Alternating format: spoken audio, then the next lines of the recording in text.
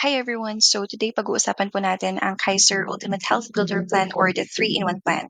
But before anything else, I would like to introduce myself. My name is Jessica, and I am an IMG member and a financial educator. So IMG stands for International Marketing Group. So International Marketing Group is a financial education company that aims to help individuals and families become financially independent.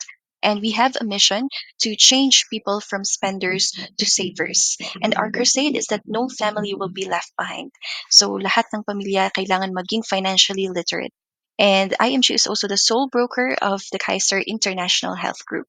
So Kaiser is a health maintenance organization or HMO, and they are duly accredited with the Department of Health and registered with the Insurance Commission and the Securities of Exchange and Exchange Commissions. Okay, so paano ba nagkaroon ng Kaiser 3-in-1 plan?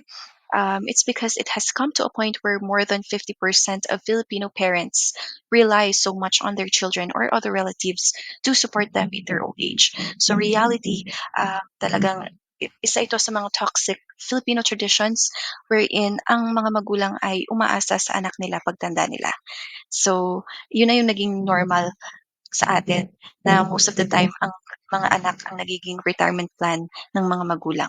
But we have to end the cycle. We have to be responsible for ourselves when we grow old and not our children so that they can focus on their own family and not worry about us. Okay? So, with the hope of turning around or making a paradigm shift in the Filipino minds, Kaiser's group of incorporators had to come out with a product to answer the need for financial independence of people who are faced with a feeling of helplessness at a time when they most need medical attention and support. Ayun nga. So sa pagtanda natin, we don't need to rely on our kids or children because we have prepared for it through the Kaiser 3-in-1 plan. So here in IMG, we are taught how to build a solid financial foundation. So, hindi siya basta lang gusto mong yumaman, gusto mong mag-build ng wealth, you need to protect it. It should be a solid financial foundation. And like building a house, you must build from the ground up. Okay, so first you need to increase your cash flow. So there are two ways to increase your cash flow. First is to spend less. So make sure that you are only spending for what you need and not for your wants. Of course, sometimes you can buy your wants, but please prioritize what you need. Spend less. And then, of course, if hindi mo kayang mag-spend less, then what you need to do is to have other sources of income. Never ever rely on one source of income because life has no guarantees. Hindi mo masasabi na yung work mo, may work ka pa bukas, may work ka pa next month, or may work ka pa next year. So you have to have other sources of income. And then next is you need to secure a healthcare coverage. So, this is the HMO na tinatawag. So, 90% of statistics shows that 90% of personal bankruptcies comes from unforeseen illnesses or an accident, unexpected accident. So we have to prepare for it because hindi natin alam kung kailan tayo tatamaan ng sakit. Hindi natin alam kung kailan magkakaroon ng mga accidents. So we have to have a healthcare coverage na magagamit natin sa checkups, hospitalizations, laboratories. So yeah. And then another is you need to have another protection which is life insurance. So most of the time po, kapag ino-offer namin ang HMO, ang sasagot nila is meron na silang life insurance. So magkaiba po ang life insurance at ang HMO, pero pareho silang mahalaga. So ang HMO is magagamit mo habang buhay ka pa because yun nga, magagamit mo siya sa checkups, hospitalizations, pero ang life insurance po is instant money na matatanggap ng family mo kapag wala ka na. Kapag may nangyari sa'yo, namatay ang plan holder, that's the only time na magagamit yung life insurance. Marireceive siya ng family. Okay? So, again, you need to have protection first, the healthcare and the life insurance. And then third is to eliminate debts. Yes, this is very important. So, most of us, akala natin ang utang is normal lang. Pero hindi natin alam this is a big hindrance for us to save. So, if pwede nating bawasan yung mga utang or isettle na yung mga utang mas maganda so that ang pupuntahan na ng pera natin is sa savings and investments na, hindi na sa utang. Okay? And fourth is build your emergency fund. Ideally, 3 to 6 months of your living expenses. Because again, life has no guarantees. We don't know kung kailan magkakaroon ng emergencies. Pwedeng small emergencies lang yan. Like for example, may nasira sa sasakyan mo, kailangan mong ipa-repair or may kailangan kang ipa-repair sa bahay or biglang nawalan ka ng work or katulad ng nangyari ng pandemic. So we have to be ready for those emergencies. That's why you need to have your emergency fund. And then lastly, we can now focus on investments. So there are different types of investments na pwede kang mag-focus like real estate or stocks or um, business. So, yan. And most people are focused on building wealth without healthcare coverage, and they lost everything after one major illness or accident. So, yung iba, akala nila kapag may investments na sila, may business na sila, or um, ayun nga, mga investments nila ay okay na. Hindi nila alam na if may tumamang matinding sakit sa kanila, ay pwedeng maubos lahat ng pinaghirapan. That is why important po ang healthcare coverage. Okay? Don't make your children your retirement fund. And without a strong foundation, everything you have may not last. Okay? So next is so Kaiser offers short-term healthcare and long-term healthcare. So ang short-term healthcare po, this is the traditional HMO, and kadalasan yan po yung pinaprovide ng mga companies sa mga employees nila. So it has no life insurance coverage, and there may be yearly increase of premium upon renewal. So renewal is also not guaranteed. So dito sometimes it depends upon your status, your health status, and your age. Pwedeng tumaas yung premium mo. Okay, and there is non-return of premiums for non-utilization. So kung hindi mo siya magamit for that year, ay wala na. So you need to renew for another year. Okay?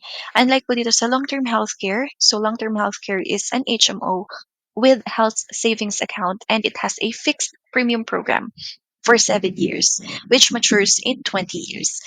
So, fixed na yung premium mo. Whatever happens to you, fixed yung premium, and 7 years mo lang siyang babayaran. So, after 7 years, wala ka nang babayaran, pero meron ka pa rin mga benefits. Tuloy pa din yung benefits until your senior years. And it comes with a four-way insurance coverage, renewal is guaranteed, and all unused health fund accumulates with interest. So kung sasabihin mo na hindi ko kailangan yan kasi hindi ko din naman siya magagamit, mas maganda nga kung hindi mo siya magagamit kasi mas malaki yung makukuha mo sa maturity. Okay? And the complete financial plan, so ang tao, either sa tatlong ito ang pwedeng mangyari sa'yo.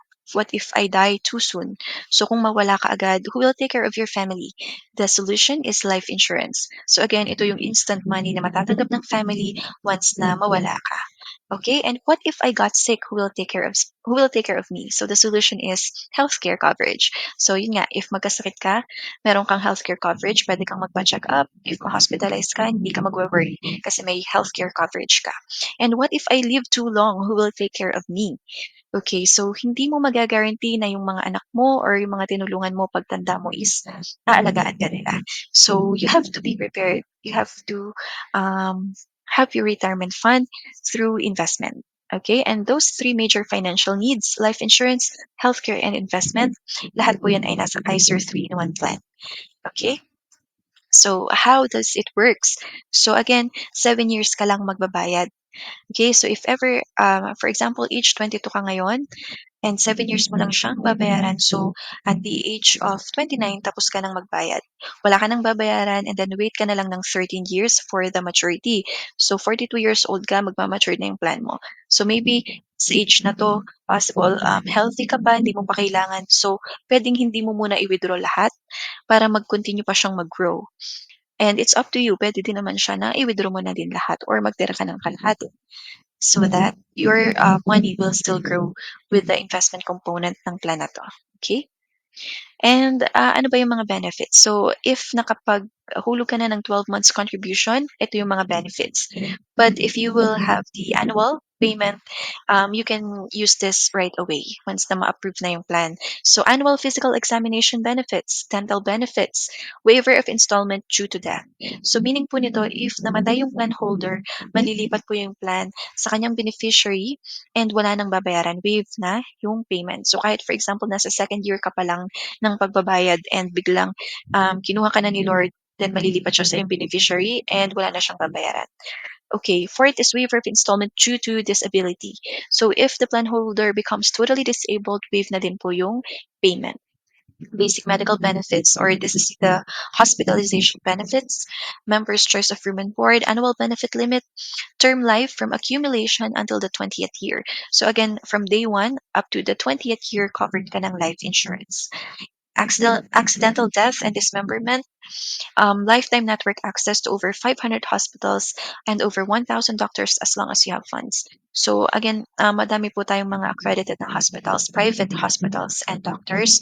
Mai-check nyo po yan dun sa website po ng Kaiser para makita nyo po kung ano yung mga accredited na doctors and hospitals. So magkano ang babayaran? Okay, so it depends upon the age for the minimum plan na pwedeng kuhanin, but you can also opt for a higher plan so that mas mataas din yung makukuha mo sa maturity. Okay, so ang recommended po most ideal is the K100. So for example, K100 yung pinili mo, you can pay monthly. So monthly is 5,882, quarterly or semi-annual. Sa semi-annual po, discounted na siya ng 1 month. And mas maganda if annual because 2 months yung discount mo dyan. Okay? And then, pwede din naman spot cash. So, ABL po is the annual benefit limit. So, meaning, if na-hospitalize ka, ito yung yearly na benefit limit mo, yung budget for your hospitalization. And then again, meron na siyang life insurance. So, depende din kung anong plan ang kukuhanin mo, kung magkano yung life insurance coverage mo. And if ang death is due to accident, madodoble yung coverage mo. And then here is the maturity value. Again, depende sa plan na kukuhanin. So, the higher, the better. Okay. And then once approved, you will receive an email with your username and password so that you can access the online portal. So sa portal, makikita mo yung all about your policy, and you can also schedule your annual physical exam or your dental appointment. You can check the accredited hospitals, clinics, and everything you want to know about your plan. Okay, so you can monitor your plan. And here are the accredited banks. So it will be deposited directly to IMG. So ito po yun, yung mga banks and bank accounts, whichever is convenient for you. So why own a long-term healthcare? Because you cannot bring with you the healthcare benefits provided by your company when you retire. So kadalasan po pag inaalok namin yung iba, sinasabi nila is covered na sila ng company nila. What they don't realize is that once na mawala na sila dun sa company nila yon, whether matanggal sila dun or lumipat sila ng ibang job, wala na din yung benefit nila, yung healthcare coverage nila, or if nag-retire naman, ganun din. So, you have to have your own. And most sicknesses appear when you retire. Syempre po, sa ayaw natin at sa gusto, tatanda tayong lahat, and pagtanda natin, dyan talaga naglalabasan ang mga sakit. So, healthcare is very expensive at old age. So, ngayon pa lang, kailangan na natin paghandaan. Habang healthy pa tayo, habang may income pa tayo. Okay, and here are some real life success stories. So, Engineer Mark is 38 years old. So, Mark was a young engineer and family breadwinner. He joined Kaiser in 2018, wanting to prepare for the future.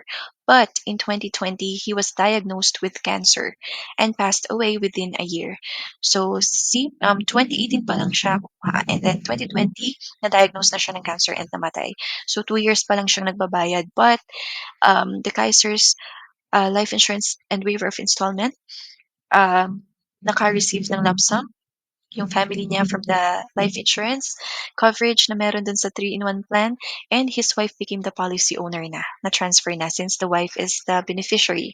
And the rest of the plan continued now under the wife's name. So no more payments needed. Waive na ang payment. So ano yung sabi ng wife? He didn't leave us empty-handed. He left us a plan for the future.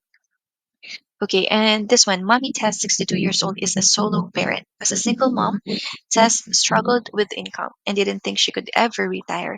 So, syempre, bilang solo parent, mahirap talaga.